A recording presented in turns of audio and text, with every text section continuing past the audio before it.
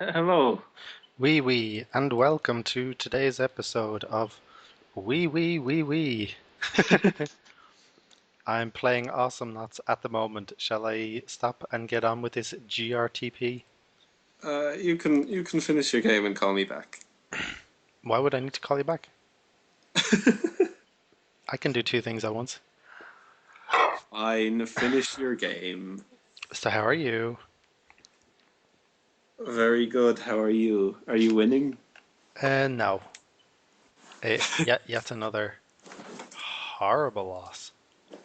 Oh dear. I suppose you don't want to be a sap and quit a losing game. Hmm. Actually, that sounds like a wonderful idea.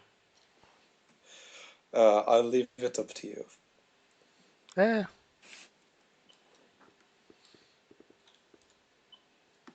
I'm dead. He's got me. He's got me. Turret got me. Uh, What have you been up to these days? um, in London the weekend, playing some Scrabble. How did you do? It was just a friendly thing. It was practice for the upcoming World Championships in Prague in another 2 weeks, which I am extremely excited about. Yo. Yeah. Oh. Have you ever been to a world championship before? This will be my second one. I was at one in Malaysia a few years ago. And you said you were unprepared for the level of gamesmanship, I suppose. I was unprepared altogether and did very disappointingly, but this time I feel I am a much better player. Yo. Oh. Well, let's calm down a bit. Let's not go crazy. So, to change the subject, Christmas, eh? Christmas, eh? Christmas, eh? Is the correct response. That was the response that I made. Are you going to be having any guests for Christmas? Unbeknownst to Alina, my mom will be staying for a few days briefly. Okay. So, there you possibly. I couldn't help overhearing Olina mentioning I might come over for Christmas. I would be more than happy to enjoy the pleasure of your company. Yes! It'll be like old times. You mean like the last time? The last time, yes. It'll be literally identical to that. Yes, that's. Uh, okay. Thank you. Thank you for having me.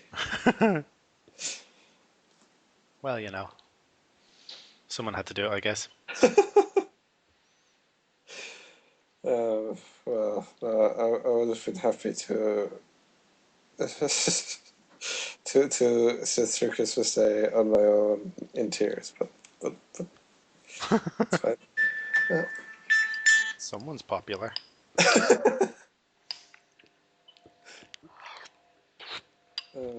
There's this Scrabble player called David Boys. We have a fantasy that we have murdered him. Has provided a rich source of hilarity.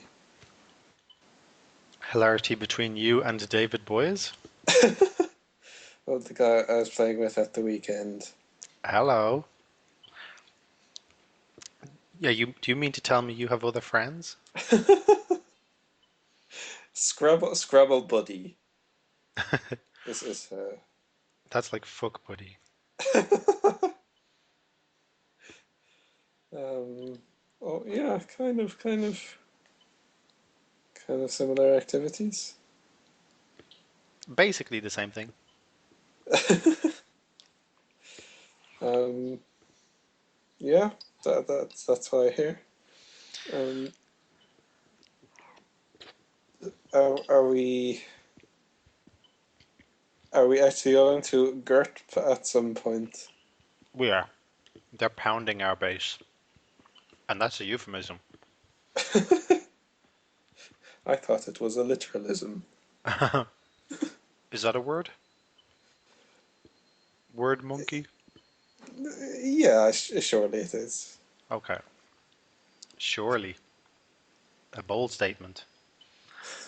Um, whoops. No, I missed. Ah, I got him. I am the greatest. What Hufflepuffs. character? What character are you pounding at the moment?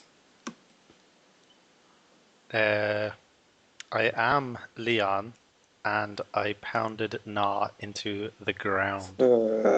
Oh yes. But our base is heavily damaged. Make it, make it, make it, make it. We're There's nothing to make as such. Is it just inevitable? Yeah. Uh, Uh, but I'm very well, thanks for asking. I have a job starting um, September. Oh, sorry, January. oh yes. Oh yes. Oh yes. Yep. Good school. It's an hour and a half away though. So Uh, until then, I have until then to keep looking for other jobs and screw everybody. That's exactly what I'm going to do. oh, Dara. Oh, Kevin. What? Okay. Starting in January. Are you extremely excited? Extremely is an extremely strong word, Kevin. I suppose so. I am sorry. I'm sorry. I should not have. Apology not accepted. You're just going to have to do a bit better than that next time. That's all I'm saying. I will grovel. I will grovel. If you know what I mean. Grovel. Who's? I just destroyed their turret. Yo. Oh, come back. No, no, Oh, it's too late for that. It's not possible. But yeah. But they killed me in the process. Worth it. Totally worth it. Um, yeah. So uh, I make lots of phone calls every day. Getting more jobs. I have another interview lined up for Wednesday, possibly Thursday, and I'm just gonna keep going. Uh, it's I'll find the wonderful. job like a good school that's an hour away, Hmm. and just keep going with it. And that's me dead. That's the game over. Oh, you fatalist. Wow, someone got their Gnaw got 15 kills and only 2 deaths. Redunculous. Anyway, uh, I was just playing Awesome Nuts for the record, uh, and that's the washing machine in the background. And on that note, good day and welcome to today's epicast of Game Rich, Time Poor. Oh god, I'm gonna have to pull this one out of the fire. With me, your hostess with the mostest, Gemma Richmond. And me, your other guy. Uh, I had one. I had one. Um, okay, me, your other guy.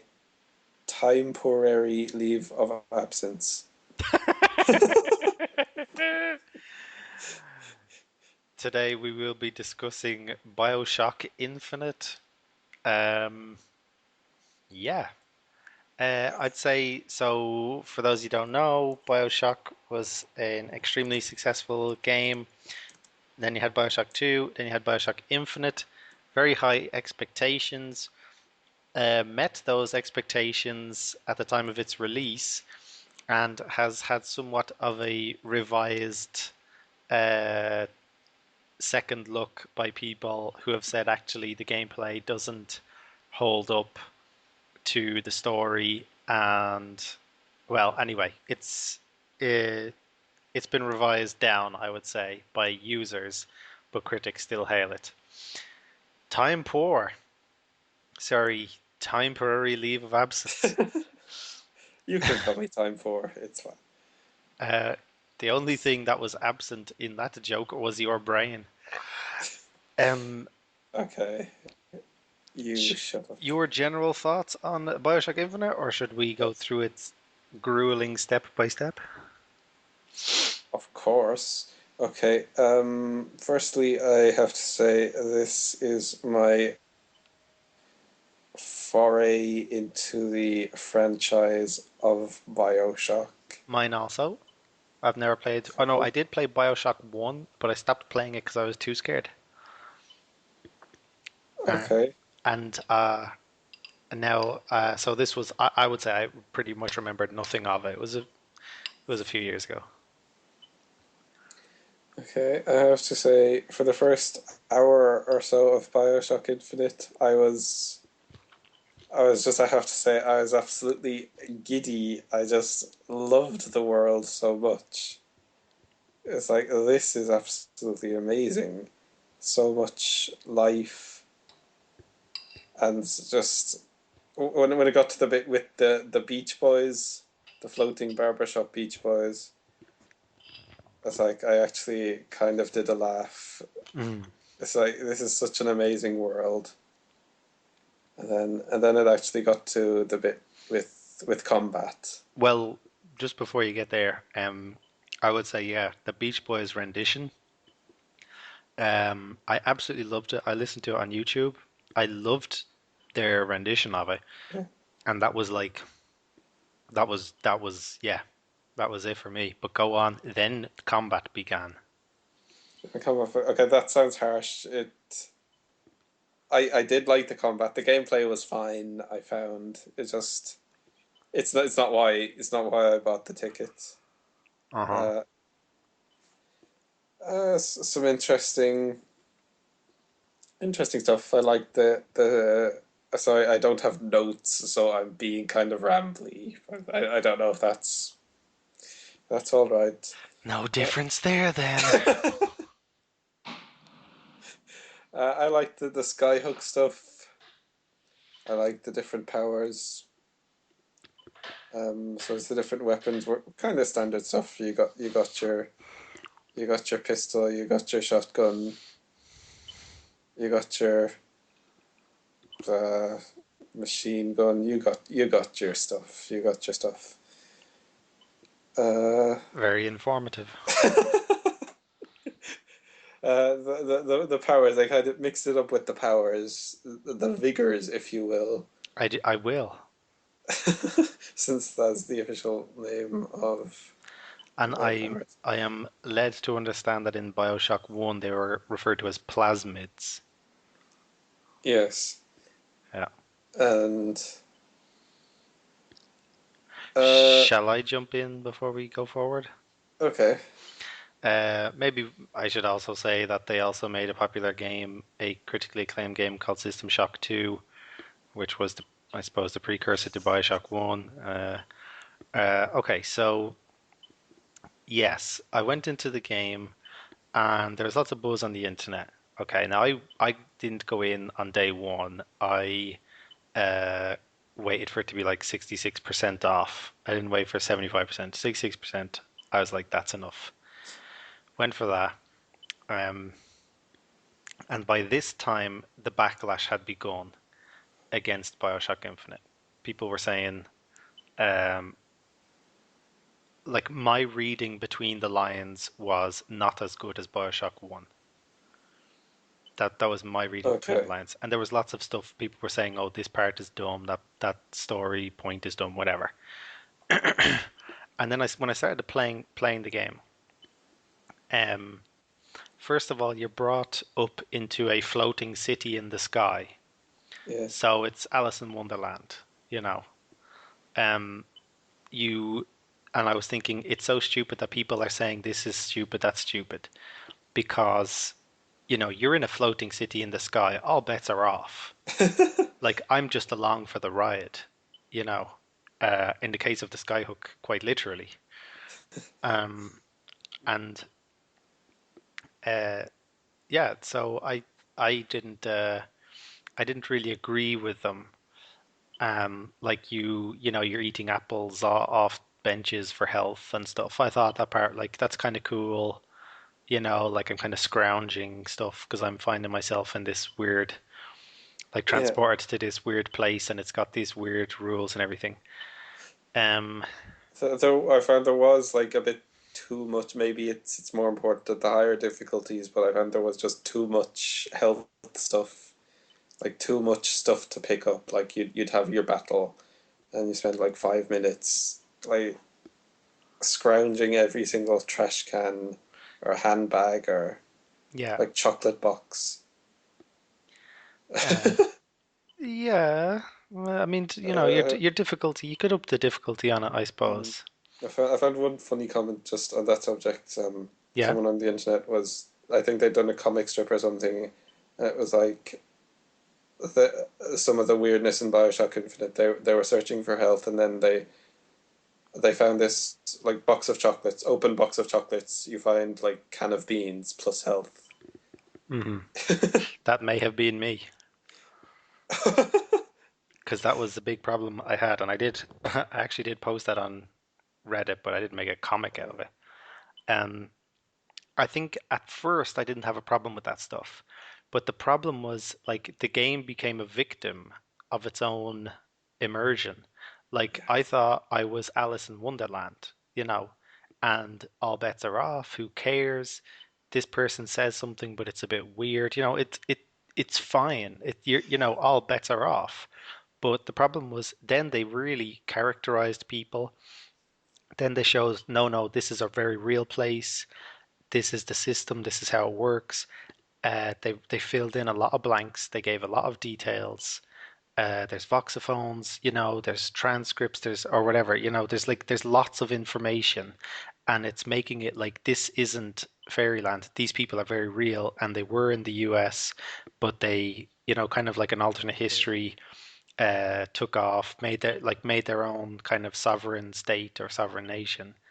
And so it became very real, and that's when I found it jarring, where, like, open a box of caramels, find a tin of beans, and you eat it, and it gives you health, you know, and, like, it kind of like gone were the days of, like, opening a trash can, and, like, I mean, all of it seemed weird. Like, you open a trash can and you find some money, you find some silver eagles. Like, so many people are just throwing these things, throwing money in the bin. But I thought, like, that's kind of part of the weirdness of this place, that it's It's it's kind of like a heaven where there's money just lying it's around on benches. acceptable gameplay and story segregation. So I thought. I just thought that oh, box of chocolates and can of beans things was funny, but it didn't actually bother me at all. That's No, games. That's games. that I think that was the problem, though, that, like, it was too gamey.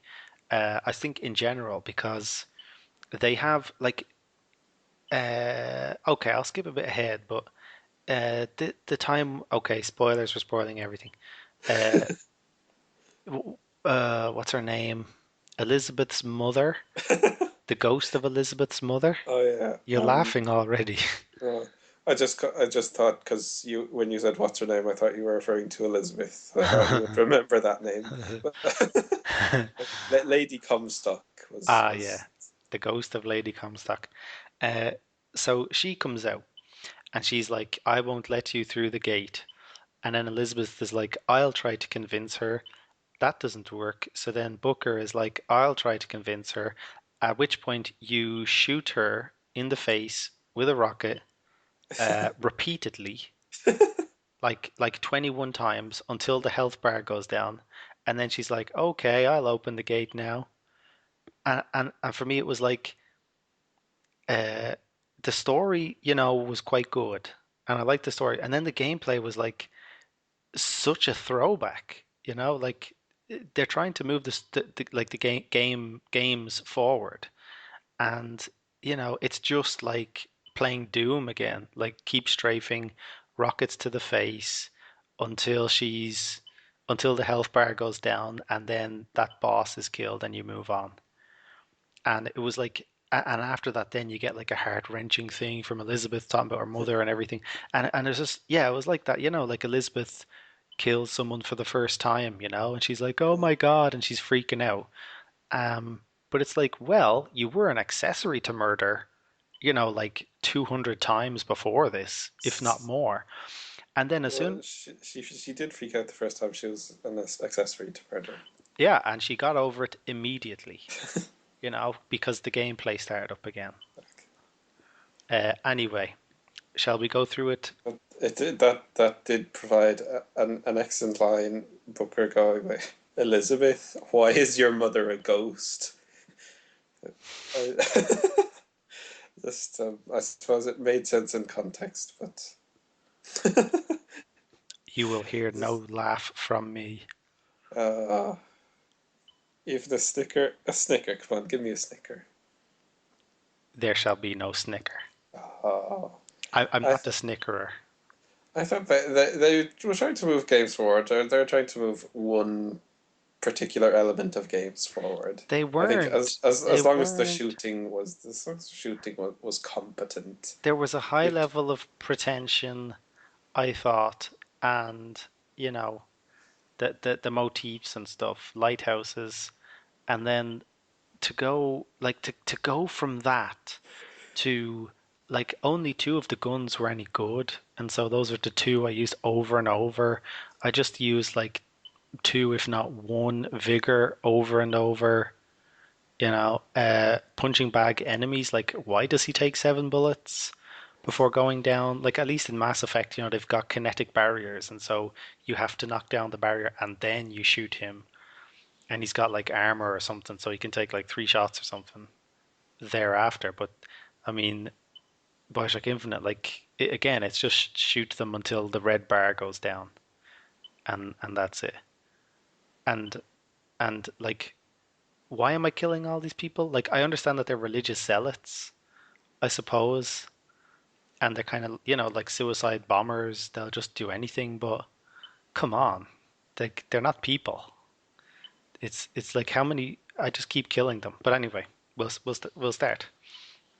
Okay, you start in the boat, yeah, and you have who turn out to be the brother and sister, the yeah. twins, talking cryptically as usual, and you're looking at some shizzle. I liked it. You have no memory of where you're coming from. They just leave you there, and you have to just kind of see the lighthouse up ahead for yourself and go and explore. Uh, then I don't know if you remember, but when you go in the lighthouse, there's a dead body sitting I in a chair. I remember that. Don't disappoint us. Um, I loved it when I saw it the first time, but I briefly played through Bioshock Infinite a second time, just the very beginning. Um, who killed him and said, "Don't disappoint us"? A good question. Like seriously, was it the twins? Because they were the one who brought you there, so they knew about it. But like, did Cause, yeah. they murdered someone? Like it really is just I just really have no idea who did that. Why did they do it? Might be some kind of reference to the first game that doesn't really make sense this time around. Perhaps. Okay, then you go to the lighthouse and you have this code with the 3 bells. Yeah, there are never any kind of similar puzzle type things like this again. Yeah, I mean, I was okay with that. I mean, it wasn't, a particular puzzle Uh, as such. Then I remember you get into the dentist's chair yes. style thing, and you are propelled upward. Five, four, three, two, one. Hallelujah. Uh, yeah, and then you see the city, and yeah, what an opening. Really liked it. What an opening! Yes. What an opening! The in the garden with the church type place, and then you get your baptism. Yeah, you see, yeah, so you go around the church, you pick up all the money, which is what Why I not? did, and you have all these uh, candles, like very atmospheric, the music. It's like heaven on earth, you know. You get baptized, uh, and I remember when you're getting baptized, you briefly see your office, Oh yeah, yeah. and you're kind of trying to figure out what's going on there. You see, he kind of has lots of booze on the table, lots of kind of gambling slips. Lots Someone's of popular. Doesn't this young man know what time it is? Yeah, gambling slips, money. backstory. Hey, Then you awake in what appears to be the Garden of Eden, which is like are, a paradise. are you alive? David Boys isn't. The height of humor. Oh, shut up. Uh, um, What thing have you been saying to him? he just wants to know if I'd got back from the flight. Hey, whoa. That wasn't one of the better David Boys jokes, but it was fine. I agree. Then you go out into the world of Colombia. Oh, the city proper. Yes, And you see I forget who the statue was of, probably Comstock himself, because it Comstock, was, the yeah. Conqueror or whatever. It's like, oh, like, it was such a rich, beautiful, fantastical world. Yeah, Like, I think if the whole game had just been like that, I would have been, well, I would have been happy. yeah, And just exploring the world, going into shops, and there's kind of this honor system. You have to pay for this stuff yourself, and then you walk out and you hear people having these conversations about the house didn't dock properly or something, and then you see this sign, the world's gayest barbershop quartet, and like the Beach Boys come out and sing you a song, and then you go to this carnival place, and What then about was there a sign? The world's gayest barbershop quartet? I forget exactly what the sign says. The world's gayest was definitely a phrase in the Okay, sign. I missed that one. Um, yeah, I loved the touches that they put in to the old timey stuff. Like seemed very real. Like someone researched stuff from that era, and anything that was jarring or I suppose interesting, they were like, yeah, yeah, put that in. Like right down to the phrasing of posters and little things. Uh, yes, then, and I liked even like the clothes on people, the uniforms on the Yeah, cops and stuff. Then I remember you crossed the bridge. Oh yeah, and another thing about the posters. Remember this stuff like the false shepherd, yeah, and so you get the sense that like it was a kind of a religious place. yes, and the church at the start. Well, Uh, you know, you wake up in a church and then you leave, but uh, perhaps the outside world is yeah, different, but actually it's quite pervasive. and at the church you find the statues of the pres. I think it was Jefferson and Oh Clinton. yeah, yeah, yeah. Uh, I Uh, think. Hello. yeah, I can hear you. Baby, can you hear me? Hello?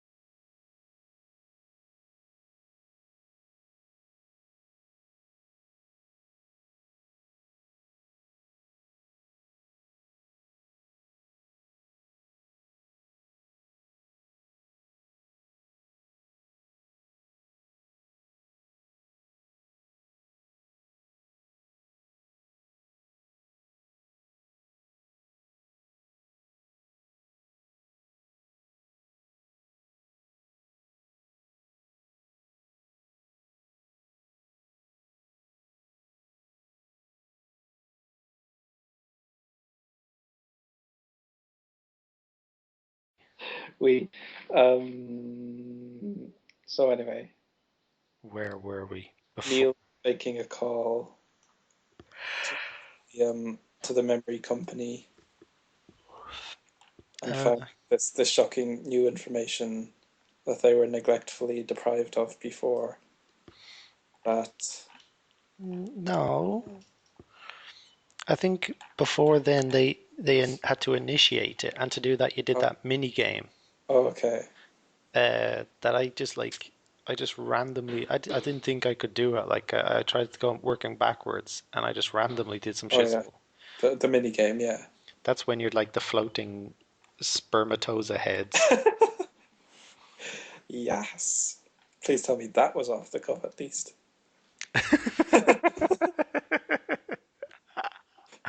Can you imagine if I scripted it all?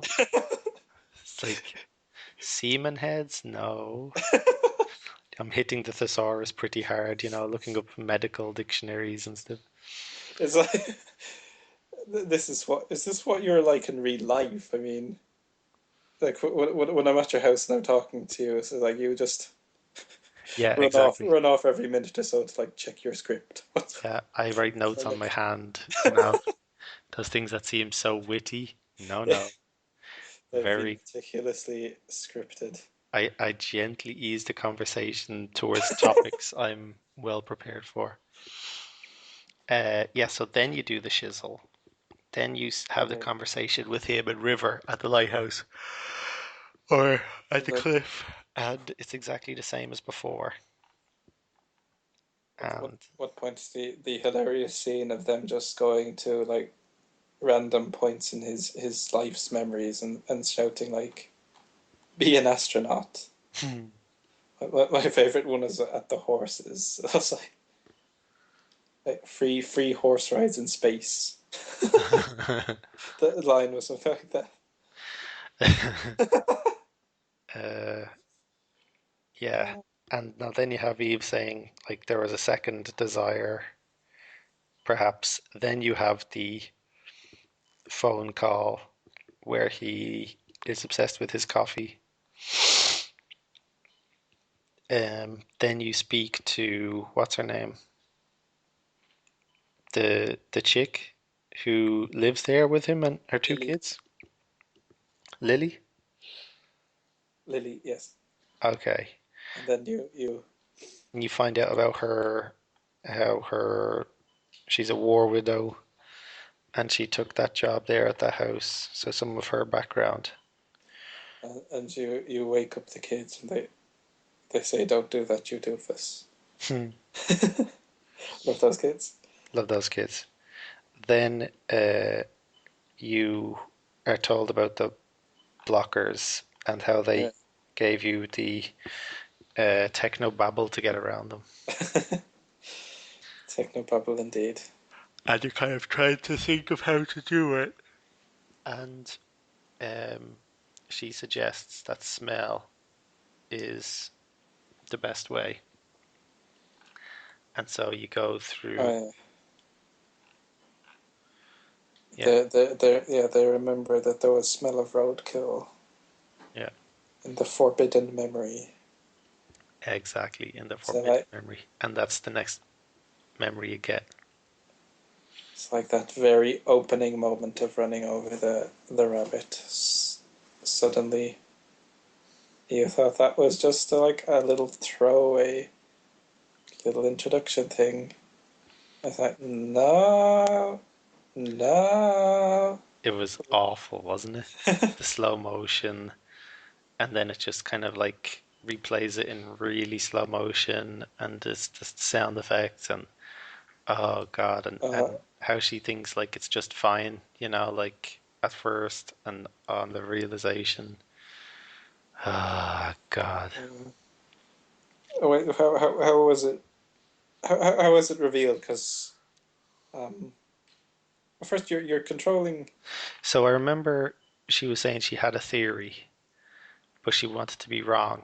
And the guy was saying like it's messed. His memories are messed up here because there's two of him. Is that what I mean? And Wood is chasing the ball, Oh yeah. Oh yeah. Okay. And yeah, and then it happens. And then they're saying, like, as therapy or something, he's given beta blockers to block this out.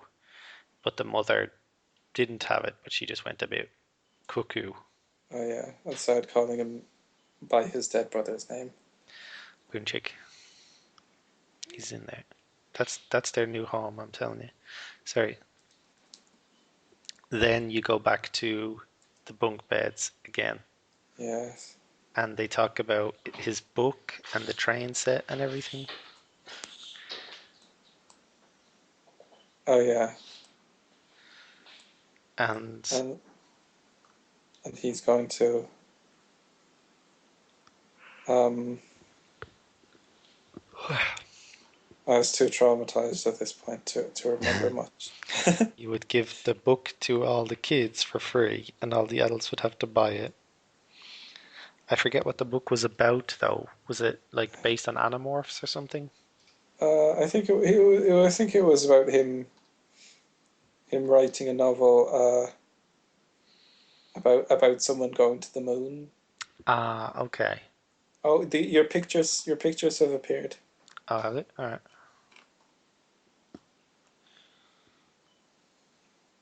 Yeah, They took they took very long. the high school scene, and then the bunk bed scene, and then the white forbidden memory scene. Act two, billions of lighthouses stuck at the far end of the sky. That's how she described the stars. Oh, That's how I describe you. oh as billions of lighthouses. Thank you. Yeah, stuck at the far reaches of the sky. Yeah. Uh, that means a lot to me. Um,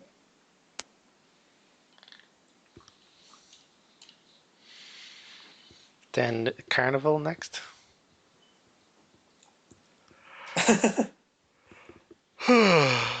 oh yeah, that weird scene where Eva was. There's a kind of close up montage thing of Eva, Yeah, and then that was letting us know she's going off the deep end. yeah, doesn't the government issue grants to war widows to help them get back on their feet? Guess not. You're on your own, bitch. He means that smell is arguably the most effective sense from memory recall. Act 3, they shine their lights at the other lighthouses and at me. Uh, oh, yes, that car scene.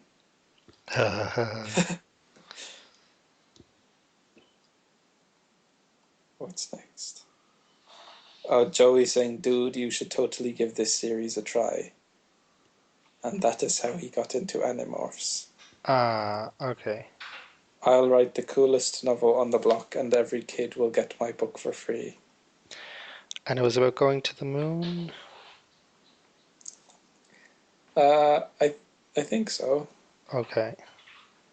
Yes. Now then the carnival. Okay. So, And another little non sequitur of the whack-a-mole game. the whack-a-mole game, I did so badly, but I think I did good enough to pass. I'd love to do really badly in it and see if I get a prize. I wonder if there's any change whatsoever, Yeah, good depending. point. It's just something they throw in because why not? That must be it. Uh, and then of the moon scene, Dara. Of the moon scene? The moon scene of the moon. game. What were their, what did they say about the moon? Johnny and River's first meeting. Oh yeah, at the carnival, yeah. Yeah. Yes, touching, I'm sure. You're sure?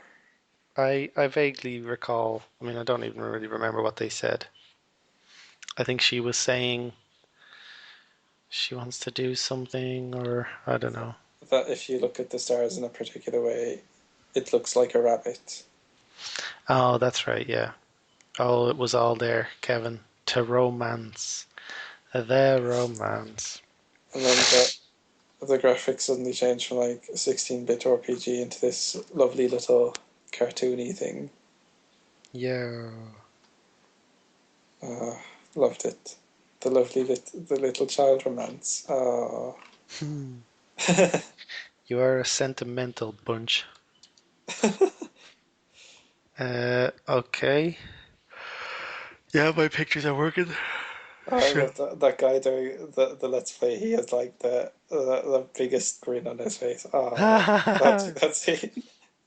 True, actually. He's like, ah, it's so nice. Yeah. Um, yeah, And, then she's uh, removing. and then also Johnny wasn't it? He won a platypus at the carnival and then gave it to River at Oh, their yeah. first meeting.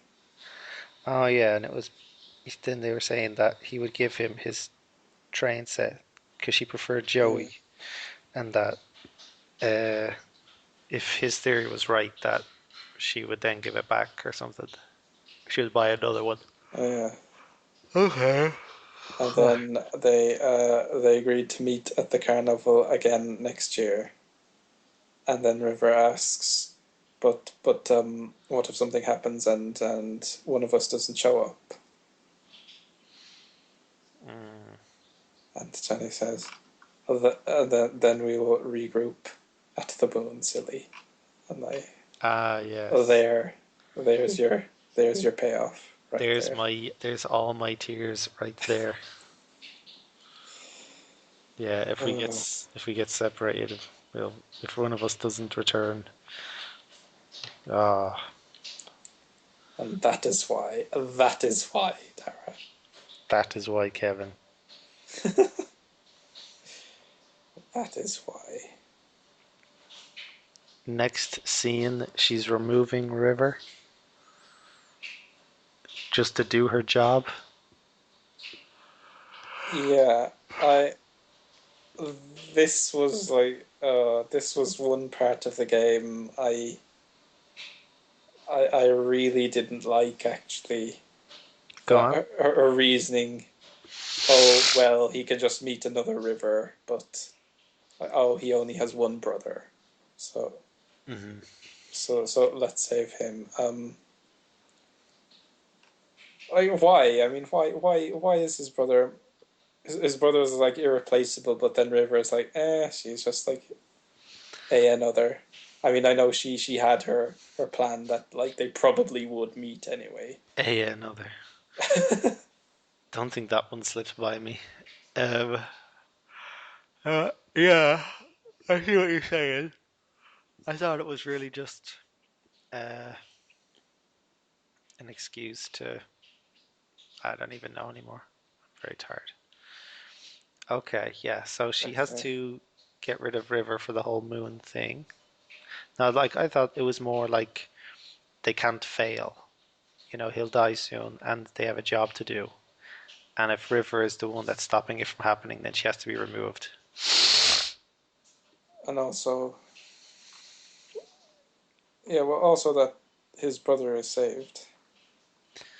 Yeah, I didn't. Yeah, that was the only part that I thought was.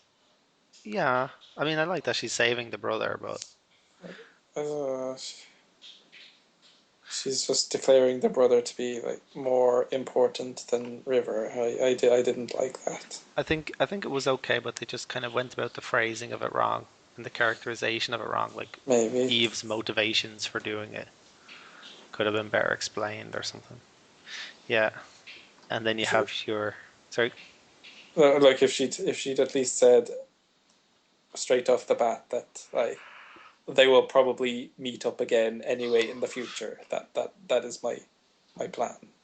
Okay, yeah, Even then, I think don't risk River to save the brother. It's sad that the brother died, but like River is the love of his life. yeah, Come on, yeah, she's not some like replaceable.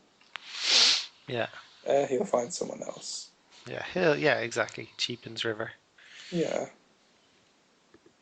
Then you have to walk through the mind games of Eve. the weird little shooter bit. Yeah, spikes, rolling globes or something. Zombie Eves. Yeah, very gamey moment. Yeah, I see. When I was first reading a review of To the Moon, and it was like there's a shooter bit near the end that doesn't really work. I was like, what? There's a shooter bit. This isn't the game I thought it was. You're very welcome. In the deep. Yes.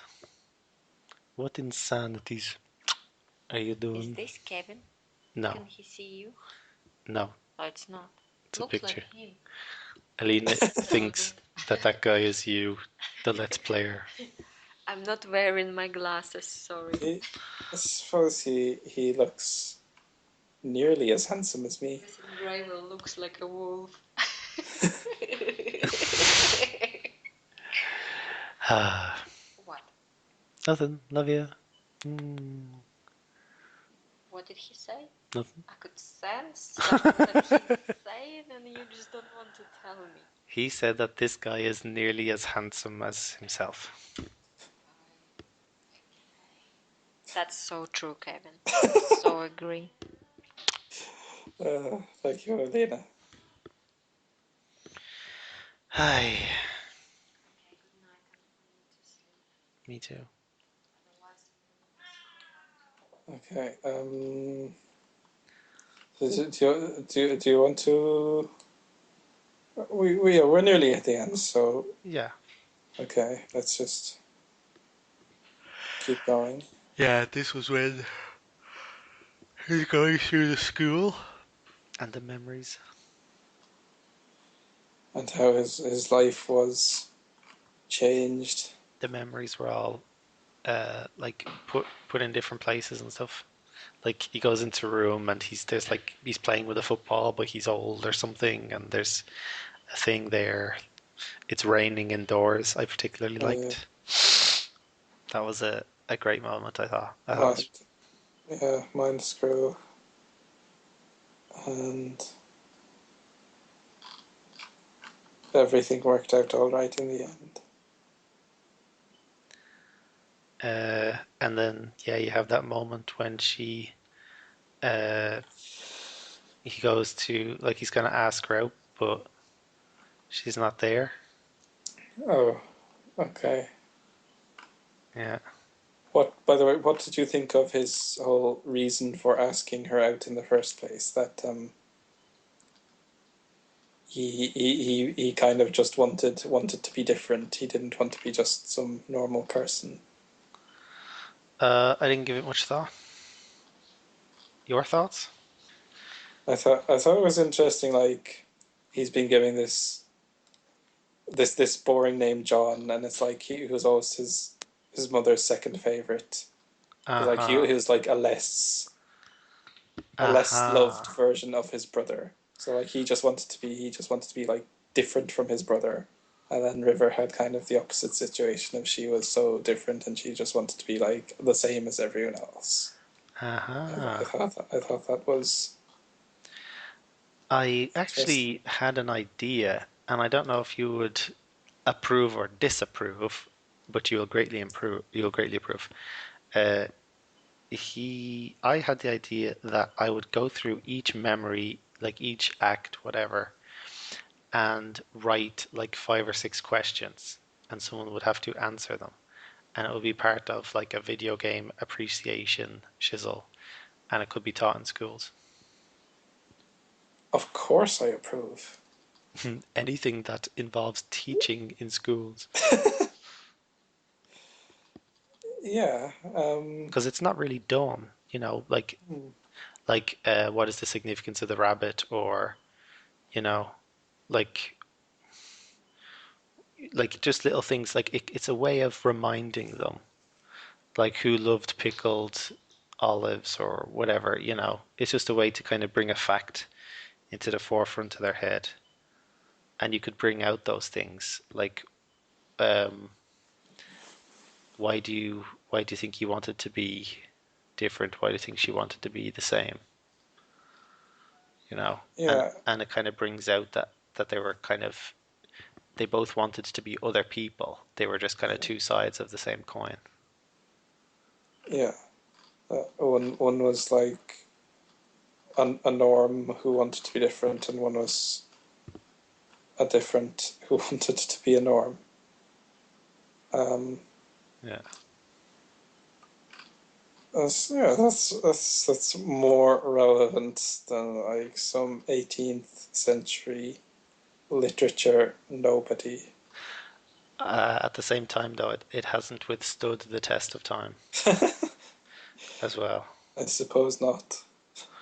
Literally, that's cannot have been the case since it came out last year or whatever it was, 2011 maybe. Um, yeah, just an idea, and No, kids could it's a good idea. Yeah, kids could indeed. appreciate the flank. That's If another present for you. thanks. You're welcome. And then you have him doing all the astronauts shizzle. Now, Uh, once River was removed, he then wanted to become an astronaut. so he could go to the moon and meet her. Yeah. Well, that wasn't. No, I think that was his original motivation, but now it was just their manipulations worked, wasn't it? Um, that was his original motivation, but then when he took like the beta blockers to block out all the memories, he forgot that original meeting where he said we'll meet up on the moon. He forgot that meeting ever took place. So why did he say originally that he would go to the moon? I guess there must have been some small scrap of it hanging around in his psyche, just Aha. Okay. hand waving, hand waving. Okay. And he's kind of saying like that's why, because that block was in place. They were saying like he really has no motivation to go to the Yeah, moon. Okay. he kind of knows he wants to go to the moon. He doesn't really know why. Yeah. Huh. Oh no, yeah, but then like once he actually met up with River, like his motivation for wanting to go to the moon was to meet up with River, but then once he actually did meet up with River in high school, the motivation waned. Ah, I see. I get you. Um, then they go to NASA,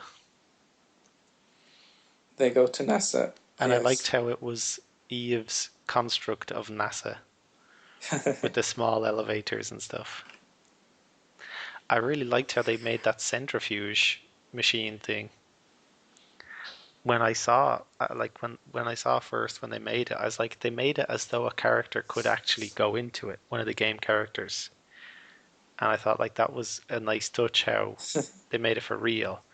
And actually later on you see he is actually in it, or someone is in it. You see them poking their head out. Like if his face had turned into Richard Nixon's face, that would have been You calm down.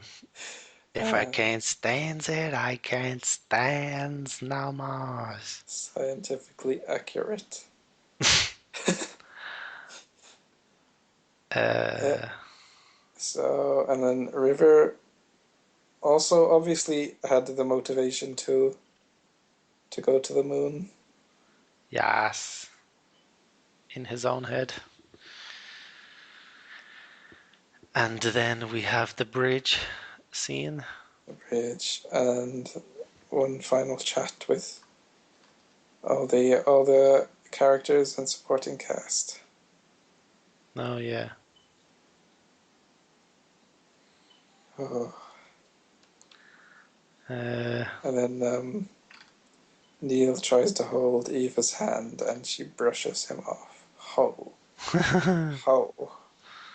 I really liked the animation, like the artwork for the launch sequence, the takeoff, how it Yes, changed and it wasn't gamey. Yeah, yeah.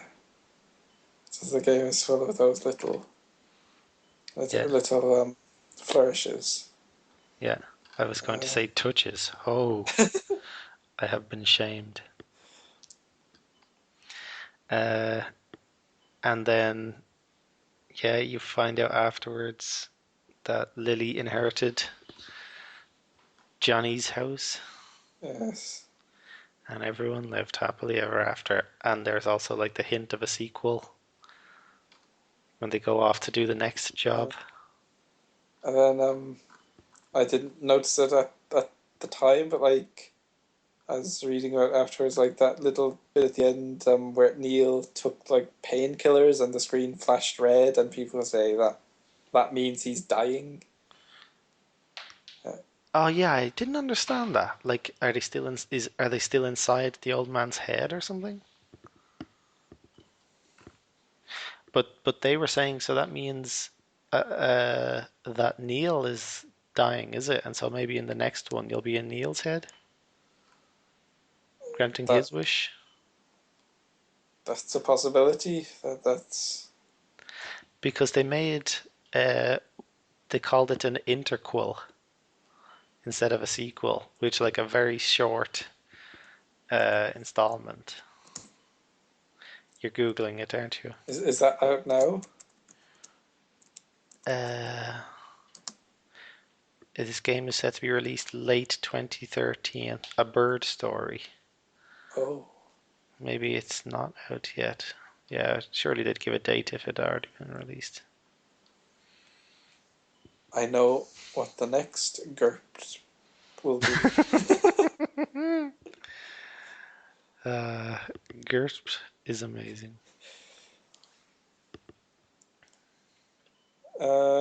So So, any okay, so they're on the moon, and yeah. Any closing comments? amazing game overall. Proof that story uh, does not require gameplay. To like a game doesn't require great gameplay to be great. That story can carry it. Yes. Although, yeah, if a game is going to concentrate totally on story, then the story needs to be Pretty darned amazing. good. Yes, and fortunately in this case, it was. It was. It was. Yeah. Um, yeah. Came away from the experience richer for it. Yes. I was going to also say richer. Yeah. Took me Um, took me a while to finish it out. uh, why so? Don't know. I seem to be slow at games, and I don't know why. I don't try to like fully complete them or anything. Well, people were saying like it's a 4 hour game, and Yeah, it says I've played it for 5 hours. I think I played it for like 9 or something. Maybe because like you were, I don't know, going Ah, off in the middle to look after Elizabeth or something. it was the furious masturbation. There That must was. have, there must have been a lot of furious masturbation. Was there ever any question? No, of course, Uh, furious masturbation. I have completed some other games. Let's see. For next time's GERT. Yeah, maybe I've been taking these too seriously.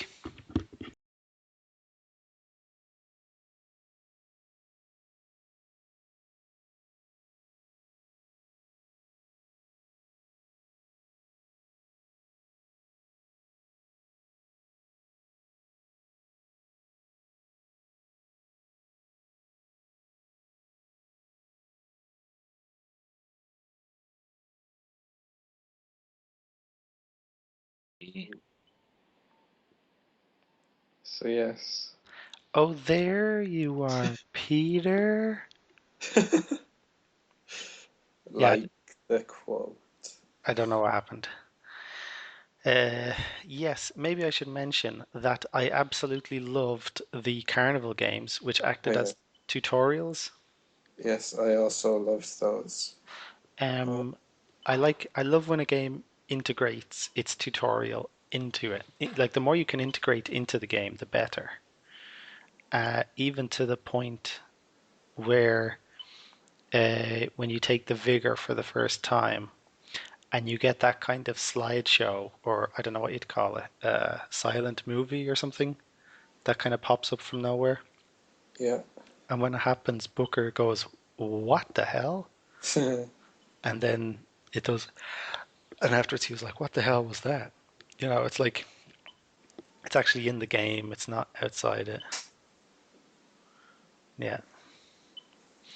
And Uh, I liked doing your shooting tutorial mini games, and you're supposedly like shooting the forces of Daisy Fitzroy. That is your introduction to this mysterious Daisy Fitzroy character. oh yeah. There's intrigue there. And you have to shoot the devil and stuff. Yeah, Uh, then you use your vigor. You go through the gate where there was a machine stopping you because you need a ticket. you got your possession. Ah, yes, possession vigor. Uh, and then you meet the twins, and they ask you to flip the coin. Oh yes, Yeah, sorry, go on. and they've recorded how many times it's come up heads or tails, and it always comes up the same. That's a constant. Yeah, and you flip it, it lands on that, and then he like turns around, and on the back is full as well. Like he was recording them on the front, and then you see on the back was also recorded, and yeah, Love the twins. I thought the script, the dialogue for the twins was excellent. yeah. I like the chick more, I'd say, but then again, I do have a chick bias. As we find out, they were the same person. Spoilers, anyway. So they're kind of alternate versions of themselves. True that, true that. Then you have the mystery. You shall know the false shepherd by his Yeah, mark, AD, and then you look at your own hand. What the hell? it's like whoa, these. Yeah, it's like how the hell did they already know? And then the chick is like, uh, whatever you do, don't pick ball 77. Remember that? Uh, I remember that. Did the I'm going to use the word woman. Did the woman say that? Yeah, Okay. I say chick. I'm old fashioned like that. I found it really jarring when the guy was introducing the thing and then the curtain opens and you see like this interracial couple and everyone like booing and they're being like derided publicly and you have like the kind of simian blackface cartoons and stuff. Uh, yes. Like I really just didn't did not like that. Just I think the game was successful there in what it was trying to do, like in the Yeah. emotions it was trying to evoke of like revulsion and I stuff. know. It was kind of like you'd seen just the sanitized version of Colombia thus far, and then suddenly this grotesque thing is sprung at you. Yeah, It's like, exactly. So you were so in this lovey-dovey, yeah, wholesome yeah, kind of and place. then you see the underbelly. Yes. What I didn't like though when I was replaying it was you don't get a choice. You can't not pick number 77. And I don't know if you what did you choose to do? I chose to blow my cover to not throw the ball at them. Did you throw it at him instead? Yeah, well, the choices were throw it at the couple or throw it at him. So yeah, I threw it at him. And what happened? You mean you didn't do that, oh Dara? No, Uh, I was like, well, both of those choices uh, are bad. I don't want to do either. And I just kind of timed out and they just kind of grabbed my uh, hand.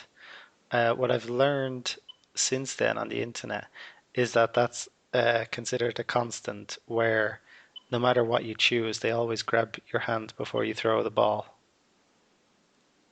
because they okay. notice the AD thing. To me, like that's part of like them saying like uh, Bioshock Infinite is a meta commentary on games because no, that's a situation where no matter what your choice, the same thing happens. And so, like in the game, that's called a constant, but that's like a commentary on games itself. I'm in two minds about it. Like, I kind of, I guess, you know. Um, I don't know if that was the intention at all, or if it's just like fan wankery. Um, I like it. I'm going to steal that one. as I have already stolen it from others, but um, Well, it's better than fanboyism. it's different situations. Um, but I don't know. I'm so you're saying that you never get to throw the ball anyway, whatever you pick. Yeah, whatever you Um, pick, you don't get to throw the ball. The same thing happens. so like later on in the game, there's a little scene where that couple you meet them again and they say thank you. Yeah, So okay, so they would say that whatever. yeah. Okay. Well, I think so. I don't know. I know that kind of cheapens that choice somewhat. That's why Uh, I'm in two minds about it. Like on the one hand, I'm thinking, um, like the game is made within certain limitations, and so like most games do that, where what you have in modern gaming, or I suppose in contemporary gaming, isn't choice, but it's more like the illusion of choice. Like even in a game like The Walking Dead, where yeah, like they tell you, everyone reacts to think decisions you make, and like such and such will remember that. But then when you replay it, 99% is the same as before. Um, and and on the other hand, like so I get that like that he's kind of just introducing it like constants and variables and integrating those concepts into the story of the game, uh, as well as just the gameplay. On the other hand, though, like I think it was poorly executed because in this one situation you have three choices. Like you couldn't have handled three choices. You couldn't have had them later say either thank you or spit on you, yeah. Like if you were going to ever do that type of thing, you could have chosen something else. I know. Like, just don't give the choice at all if it doesn't mean anything. Like, if you're going to give such this kind of weighty moral question to people, and then to just have it like mean nothing. That like Yeah. at least give us the illusion that our choice matters in some way. It's like I thought it was going to be like, do you want to give yourself a slightly easier time, avoid some combat, but on the other hand, you're like endorsing this racism thing. Yeah. It's like, yeah, or do you want to like stay true to your morals, but then you'll have to fight some extra people? I thought it was kind of like that, but now you're telling me it's not like that. It's just nothing. Yeah. It's Oh, an illusion of choice. And which, yes, fan wankery has turned into a meta commentary. Maybe it was intended that way, but I mean, maybe it was making the best of the situation they had. But really, it's not the time or place for that to be done. You know, I think there's too much going on there, and they could easily have had three possibilities. Do something where there's like 24 possibilities, and they all have the same outcome. That initiates the fight that you have with the police. yes, Um, and like you've suddenly gone from this wholesome world, like racist lynchings and then like completely butchering this police dude. Extreme Um, violence. yeah, the extreme violence. The first time I did that kind of fatality, that I found that like oh, very, very jarring indeed. Yeah, Like, all the blood. yeah, like Uh, breaking his neck and stuff yeah, with the skyhook. yes. I don't know if you're aware, but skyhook. I don't know who said it, but he's saying like, uh, I suppose rationalism as opposed to uh, religious belief is the difference between a crane and a skyhook. I'm paraphrasing. Maybe a skyhook has something. Maybe it's a reference to that skyhook. Like a crane is like on the ground, makes Yeah. sense in the real world. Whereas a skyhook is magic. How did it get lifted? Just a skyhook, hook from the sky, and maybe it's you know a, a reference to that. Okay, kind of labored, but okay, it's fine. Uh, If you know. Well, I mean skyhook. Well, anyway. and so Yes. you slaughtered the police dudes, and then you meet your first what do they call them? Strong man, heavy man. Whatever. Yeah, that guy. Um. Yeah. Um, then And you move on a bit, and no, he was the fireman, wasn't he? And you oh, get fireman. and you get Okay, Devil's Kiss from him. yeah, Uh, yeah, I mean, at that point, that felt good, I thought. After a while, it kind of, those type of people, I thought, felt gamey, like boss battle time. But at that point, it felt good. but the robotic George Washington that never got old. And then they twisted up a little bit later with the robotic Lincoln. Oh, Yeah, I really liked the propaganda. yeah, Like everything, everywhere you went, it was all propaganda, and I really liked the voxophones. yeah. The little chunks of backstory Yeah. of it. Or sorry, not the voxophones. Or were they called voxophones? The video things that you look in? The Vox phones were audio logs. Then the video things. What were they called? Kinetoscopes. Yeah, something like that. Or exactly like that. Uh, yes. Yes. And then you begin using your skyhook. I remember though at the beginning, about that time, there was like a safe that I couldn't open because you need more lockpicks. Oh yeah. And I thought, oh, I can come back to that later. But I don't think you could. And I don't know how you can do it unless you just play through the game again and somehow keep your lockpicks. I don't know. Before you ever meet Elizabeth. Yeah. Well, I remember the. I don't know. I remember there was this side quest you got early on. You have to find a key for a chest, and I never succeeded that there. That might be unrelated. Yeah, maybe that's what I was thinking of. I thought you needed a number of lockpicks or something. Um, I don't remember needing lock picks at any time before you meet Elizabeth, but maybe I'm wrong. okay. Maybe it was a special key or something. Okay.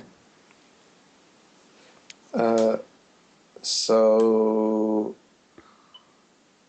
you kill the fireman, you get your devil's kiss. So did you ever actually use the traps part of the vigorous? I basically never did. I forced myself to, like try them. But, Uh, the enemies don't really go in any particular predictable way. yeah, Yeah. it seemed kind of superfluous. Just shoot them in the face. Don't try to be fancy about it. One thing, or maybe I should just say, I think you go through some houses, then you have the chest, then you come out. One thing I liked was because I was playing it quite casually, like 20 minutes a day or something. Like upon entering and exiting the game, the little instead of tips, you would have little messages like Oh yeah. Booker talking to himself. I was scotched. I knew I just had to get the girl and find a way out. I really liked it, and I loved how you had like his passport was there, and it had like 18 whatever Oh yeah. his birth date on it. I just find it fascinating, like very old things like that are similar to what we have today, like a passport. Yeah, it's just so old by comparison. Anyway, back Yeah. backwards time travel will always be the dream. If I hadn't already visited Ukraine. Uh, Zing.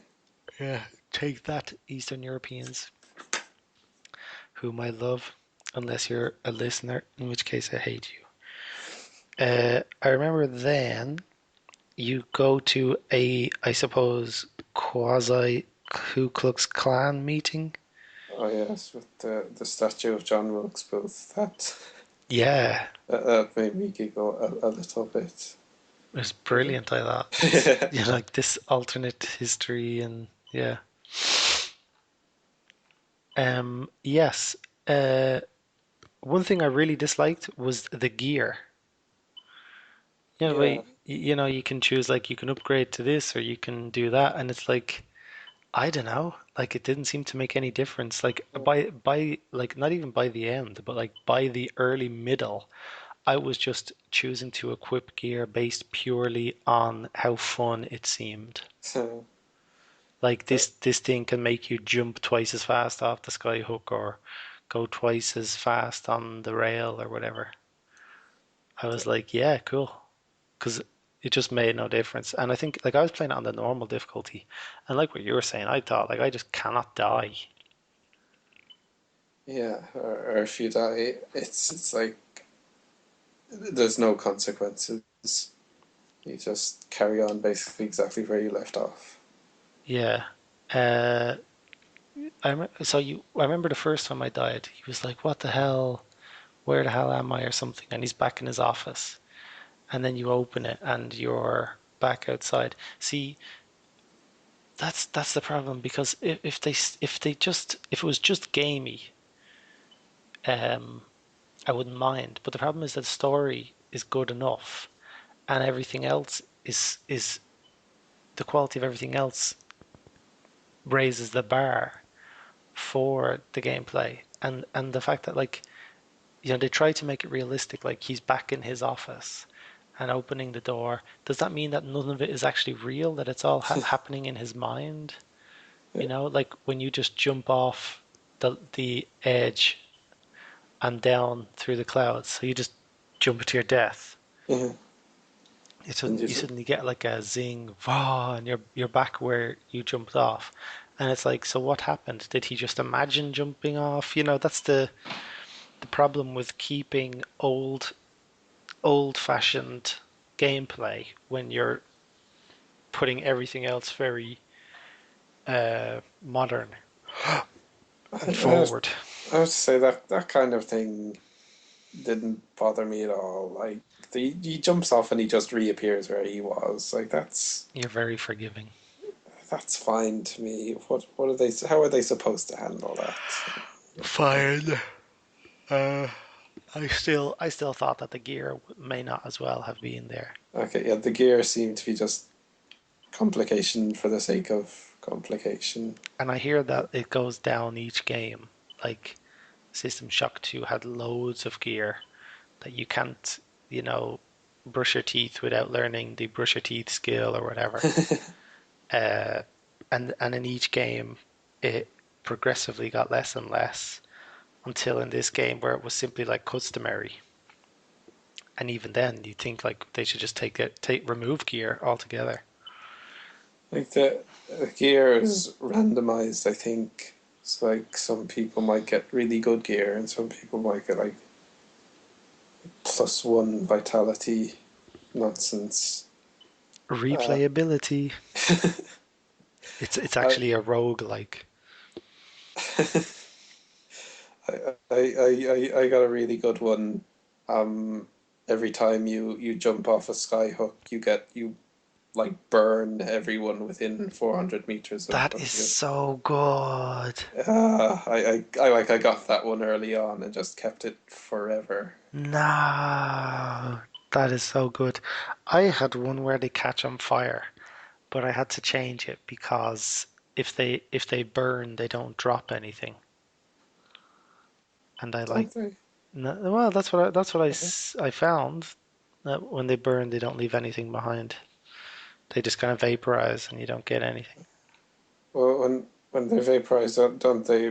Did they not even leave their mysterious lockbox?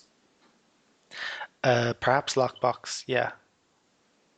That might be one thing I agree with you the about the immersion breaking, that their corpses suddenly turn into these lockboxes. Well, I mean, it it started Alice in Wonderland style. Like their corpses disappear, their corpses vaporize after a few seconds. And so I was like, how can people complain when they say like, oh, you eat a box of caramels from the bin or whatever, and when corpses are vanishing. But the problem was they filled in so many blanks for you in story and in the environment, in the world atmosphere, that actually those things began to become like bothersome. It bothers you that like these are real people, they're religious zealots, they follow Comstock. You see them at a Ku Klux Klan meeting, they're real people, and then they're vanishing, and it breaks, I think, internal consistency. Because, like, okay, there's some weird stuff going on, but there's no reason within the game why these people would vaporize. And I think, like, that was the problem with for me. Like, the more the game went on, the less I, or the more difficult it came for me to overlook those things. Before I could easily overlook them, and then after a while, it just became too much. Anyway, Okay, I kind of see what you're saying, but like they're never going to completely eliminate those kind of gameplay slash story weird in incongruencies. I beg to differ. Like I'm sure people said something like that 15 years ago, like we're never going to make a first-person shooter that's fun to play or whatever. Or we're never going to make one that's set in a modern setting. It'll always be World War II or whatever. Like that's the point. Like if you play a game like the Swapper, to me the gameplay and the story match perfectly. And I hear Brothers: A Tale of Two Sons is the same. They really match, but with this there was a big ludonarrative Uh, dissonance. Take a shot. high five, high Take a five. shot. We could have been the first two people to discuss Bioshock Infinite without using the phrase ludonarrative dissonance. We are not. uh, Story we game disconnect. we lasted about half an hour before mentioning it, so Yeah, to be that's fair. not bad. That We're I better than average. I mean, for us to last half an hour, we're much better than average. Uh, You're so anyway, you're welcome. I Let didn't say thank you. So anyway, um, where were we? uh yes. What did you think about infusions? Fusions, yeah, they were fine. Um, you're probably going to say that they clashed horribly. Um, no. Like in the beginning, no. But the problem was even when Elizabeth was there, like they kind of exist in three different states at the same time, and you determine which state it is. Like it's kind of weird, but that's the type of thing where I don't particularly care. Like there's a magic bottle, there's a magic potion. Like a potion doesn't have personality, or whatever. That's the type of thing that my uh, for which my disbelief need not break Yeah. its suspension.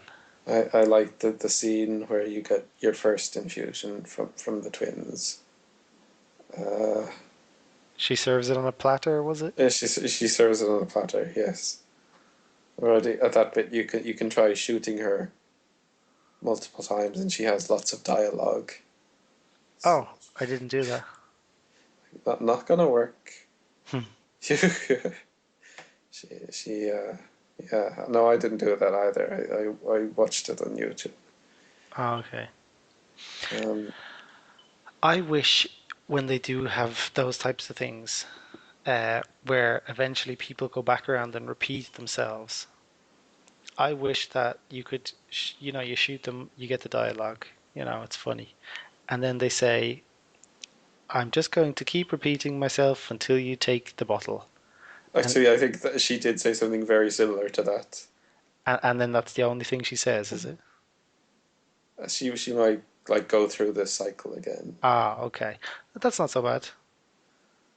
Yeah. Yeah, that's okay because, I think that's it becomes a bit gamey. Like you're very aware you're playing a game when you start doing that. Like I just want to hear all the dialogue, and then I'm be, going to shoot you in the face repeatedly so I can hear what you have to say. yeah. To me, that's actually a new type of, like, the game tells you to go right, so you turn left to get the loot before moving on. You get rewarded for exploration, and actually the dialogue, like you want to experience everything, so you don't want to miss out on any dialogue.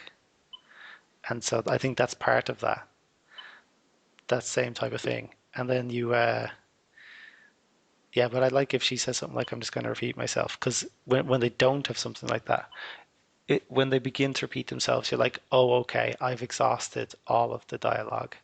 Now I will do the thing and move on. Uh, I like, but it is a game. I like how they did it, and I think in games in the future, you will never that type of immersion will never be broken. For everything, every little thing like that, they will say in one way or another, I'll repeat myself until you take this. Or or yeah, you won't find yourself like waiting for the thing to repeat. They will always find a way. Like instead of the kids playing football and it repeats, they're actually called away or something, and then they're no longer there. And there's Yeah. no there's no endless repetition. Like the kid who was playing with the fire hydrant, the water What? spraying. What? Yeah, didn't wasn't he on some kind of infinite loop? I don't remember that kid. But okay. I think so. Yeah. Yeah. Anyway, yeah, Like game design moves on. Yes. there was an option I noticed in options where you things don't light up, because a lot of the time I noticed that I wasn't actually looking at the environment around me. I was simply strafing against the wall, looking for thing to light up, and when thing lights up, press the button in order to take thing.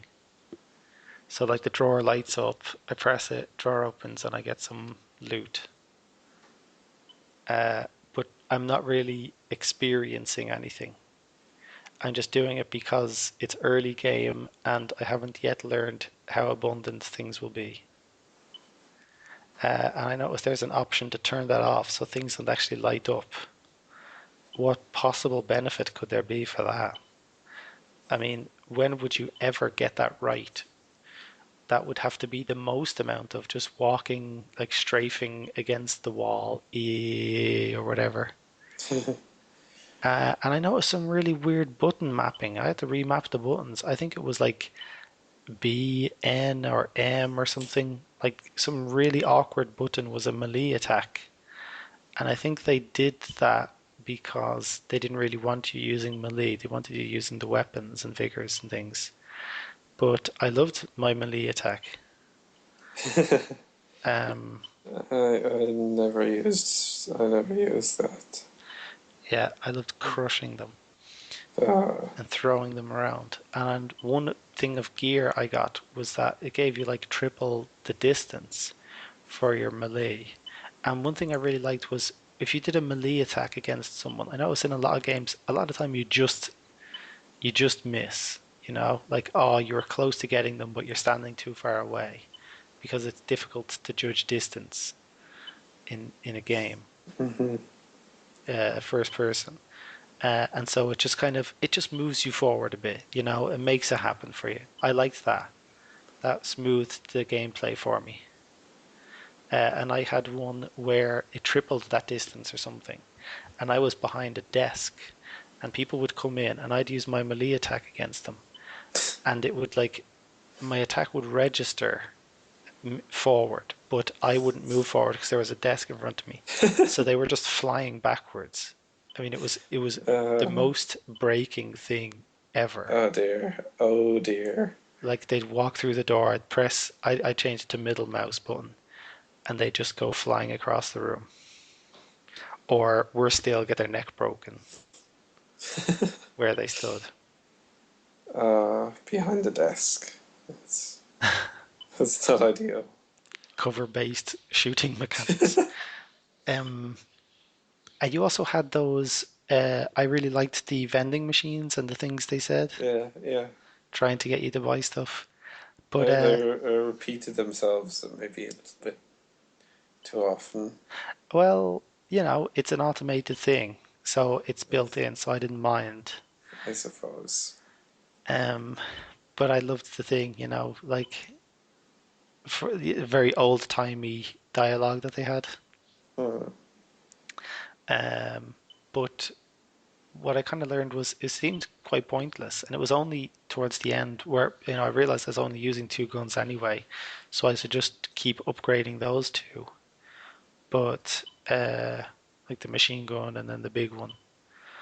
But it just like I spent a lot of money on stuff that I never really got any benefit out of. I've switched between the guns a lot. I use most of the guns and the figures, but once I got the Machine gun? return to sender vigor, then like everything else became obsolete. What was Return to Sender again? You kind of when people are shooting at you, you kind of absorb it and then Oh yeah, throw them back at them. yeah. You just hold it down. Um, yeah. Did you use the heater gun? The heater gun that was that the one you had the option of stealing? Did you? I thought it was just like your machine gun, except worse. Would overheat, but it sets them on fire. Um, I thought it was like kind of similar to a rocket launcher, kind of an RPG, kind of powerful but not much ammo. Um, what what was the one you had? You had the option of will you steal this or not? That was the heater. Was it? I don't remember. Okay. Um, okay, then you do lots of sky rail stuff. Then at some point, I remember, I don't know if you come up an elevator or something, or you get off the sky rail, but you see like there's a an an altar or weird like kind of glass, like stained glass thing that people are worshipping Comstock. Hey, hey, wow, I think I remember that. Yeah. vaguely. And then you get on the airship, the Zeppelin. Uh, yes. Yeah, pretty cool. You put in the coordinates. Um, yeah, but This is still before you meet Elizabeth.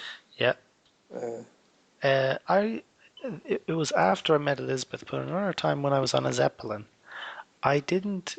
It was telling me like get off the Zeppelin, and I'd run to one side, and there was just like sky. So if I jump out, I'd die. Then I'd run to the other side. There's just sky. If I jump out, I'd die. And so I actually died on the Zeppelin. Uh, but then it kind of gamed me forward. Like when I restarted, I'm no longer on the Zeppelin, you know. And the worst was Elizabeth was like, "How did you do that? I've never seen anything like that." And I was like, "Oh, come on. Like what did I do? What was I supposed to have done, you know?" I just did not see a way off that Zeppelin. I was like, "Is there a sky rail? Is there no? Is there anything? No." Yeah. Uh, And another thing, oh sorry, go on, were you going to say something? no? Another thing I liked was early on was how they have the gimmick of saying like police do not cross. And you have to like that's where how you go forward in the game.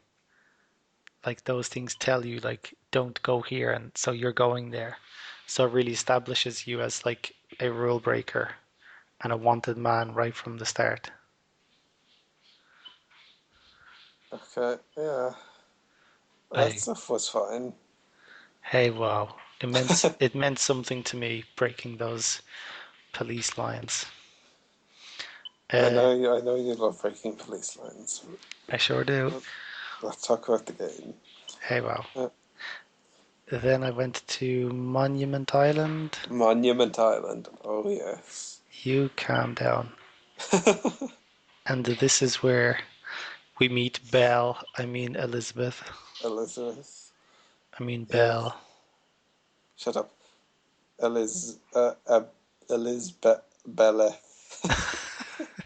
That doesn't work at all. You're Uh, Eliz Bellend. Oh, yeah, and you get that voyeuristic yeah. flutter, I suppose, You can of see her, she can't see you. yeah, you get to Uh, experience that sexual power. Mysterious, yeah. Opening these weird sexual tears in space and time. Yeah. Yeah, and you see Paris briefly or something. Oh, yes, because that is her, that's where she wants to go. That's her fantasy. Yep, because she's Belle. Uh, and I remember you drop down to her in the library and she beats you over the head with a book. Oh, yes. My kind of girl, physically violent. Okay, so Elizabeth then. I really liked the character of Elizabeth very much. Um I do think she is not nearly as traumatized as someone actually raised in that environment would be. Couldn't agree more. So when you're in there, there's tears and Songbird is kind of threatening to jump in and Yeah. everything. She has to close it quickly. Then you find yourself on the beach. And Songbird I found wasn't used enough in the game overall. Go on. I thought Songbird was an interesting kind of character slash monster bad guy. Yeah, In a kind anti-hero of almost. yeah. That it was actually kind of loyal to her and kind of, well, anyway, protective, I suppose. People were saying that the relationship between Elizabeth and Songbird was kind of like a relationship between abusive lovers, Yeah, which I can kind of buy. Kind no, of I can kind of see how it's like there's a protectiveness to it, but also an overbearingness. yes. Yeah, maybe it could have been explored better. We shall never know. I really liked the beach and the The clothes beast. people were wearing. Yeah, and Elizabeth Cohen and that's the first time she's ever had the opportunity to just mingle with people, and she uses it well by dancing However, with strangers. however, of course, you're absolutely right that she's just not traumatized enough. I mean, like, Yeah, would who in any who had a normal upbringing would see some people dancing and would just go right up to them and jump in the middle and just start dancing. whereas someone who'd like, can you imagine like the Fritzl children, like going Exactly, on a beach and like just dancing. exactly. And I, th I got the feeling that they were saying like you should like this girl. She's carefree. She likes dancing. You know, she's upbeat. She's outgoing, and they're just trying to make her likable. I mean, Well, she's. they succeeded. She is very likable. Uh, I mean, she should be a shell of a person, though. Yeah, I she should have. be a shell of a person, but I liked who she actually was portrayed as. I'm gonna check on Pudge. Can I call you back? Yeah.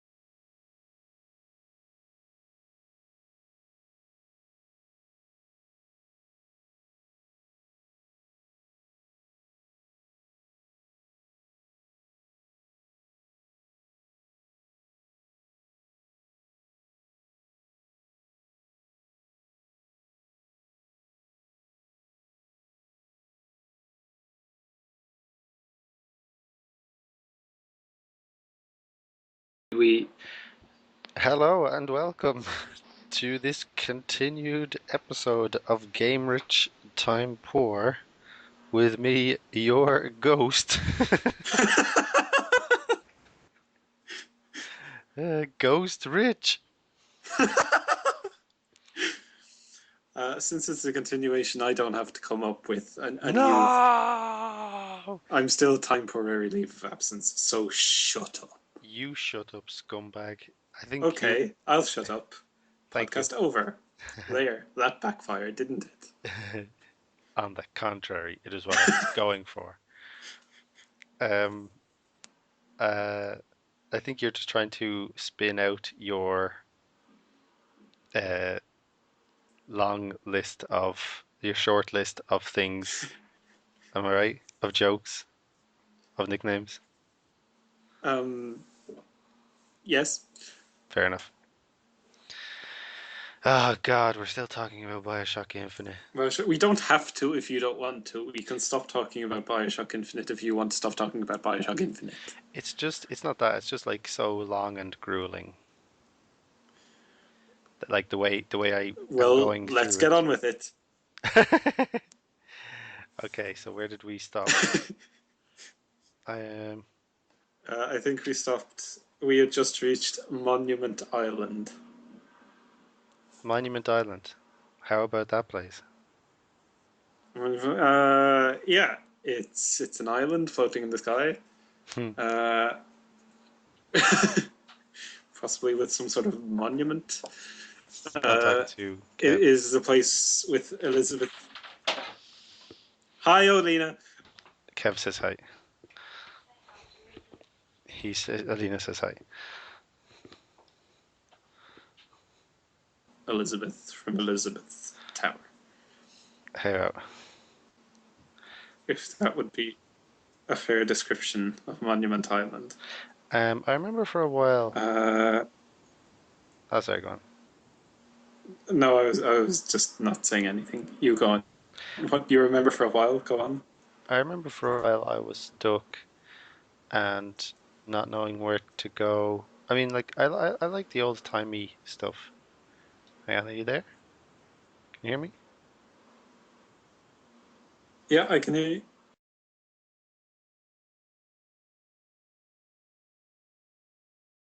Welcome to this episode. Good stuff. Um, yeah, sorry, go on, Elizabeth. Elizabeth, yeah, you were saying you were stuck for a while. Um, yeah, I was stuck for a while, but there are lots of moments like that in the game, I think. So it was on Monument Island. Uh, what did you think of like the kind of racial stuff? Because I think that's where they introduced it. Like, kind of that it's actually a part of their society. Like you see the coloreds only or whatever people complaining, like the guy complaining to himself, and then he's like, "Oh, don't mind me." I thought the racial stuff was well done. Yeah, I thought you know going for that kind of historical stuff, not too bad at all. Excellent social commentary for the win. Uh, and I like the way it showed it was just it was kind of like they weren't like evil monsters, like it was just normal people doing racism. Okay, yeah, as though it were a hobby.